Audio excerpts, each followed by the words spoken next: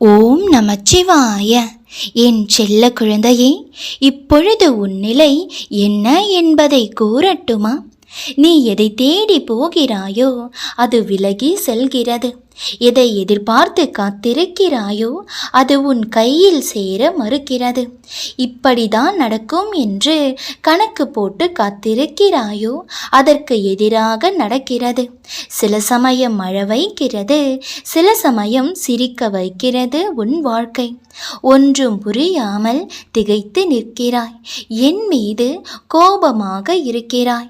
உன் வாழ்விற்கு இப்போது தேவையான ஒன்றை வெகு காலமாக என்னை கேட்டுக்கொண்டே இருக்கிறாய். நானும் நிச்சயம் கிடைக்கும், விரைவில் கிடைக்கும் என்று வாக்குறுதிகளை கொடுத்து கொண்டேதான் இருக்கிறேன். ஆனால் எதுவும் கிடைத்த பாடுமில்லை, நடந்த பாடுமில்லை என்று சலித்து கொண்டாயல்லவா? ஏன் இவ்வாறு நடக்கிறது? எப்பொழுதுதான் நடக்கும் என்றெல்லாம் குழம்பிக் கொண்டிருக்கிறாய். சரியான அறிகுறிகள் தென்படுகின்றன. சரியான பதில்களும் சரியான வாக்கியங்களுமே என் கண்களில் படுகின்றன. ஆனாலும் ஏன் தான் நடக்கவில்லை என்றுதானே குழம்பிக் கொண்டிருக்கிறாய். இது வாழ்க்கை விளையாட்டு தங்கமே.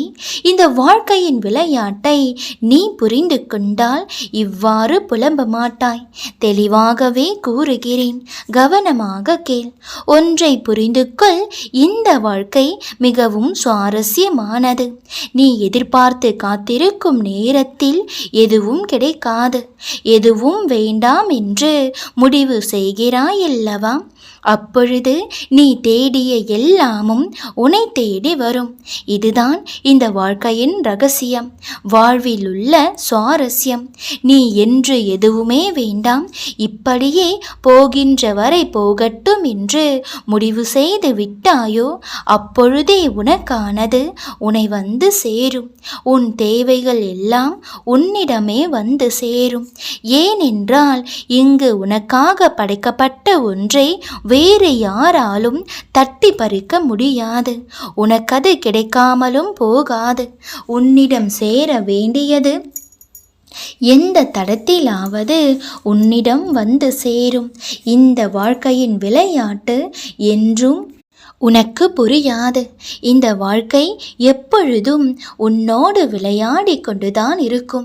நீ எதை அதிகமாக நேசிக்கிறாயோ, எதை அதிகமாக நினைக்கிறாயோ அதுதான் முதலில் உன்னை விட்டு விலகி போகும்.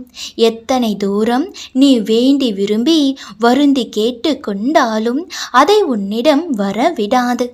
ஆனால் ஒரு காலகட்டத்தில் எதுவுமே வேண்டாம் என்று முடிவு செய்வாயல்லவா? இதுவும் வேண்டாம் என்று எல்லாவற்றையும் வெறுப்பாயல்லவா? அந்த தருணத்தில் உன்னிடம் தானாகவே வந்து சேரும். இதுதான் இந்த வாழ்க்கையின் விளையாட்டும் கூட. அதனால் எதை நினைத்தும் வருந்தாதே.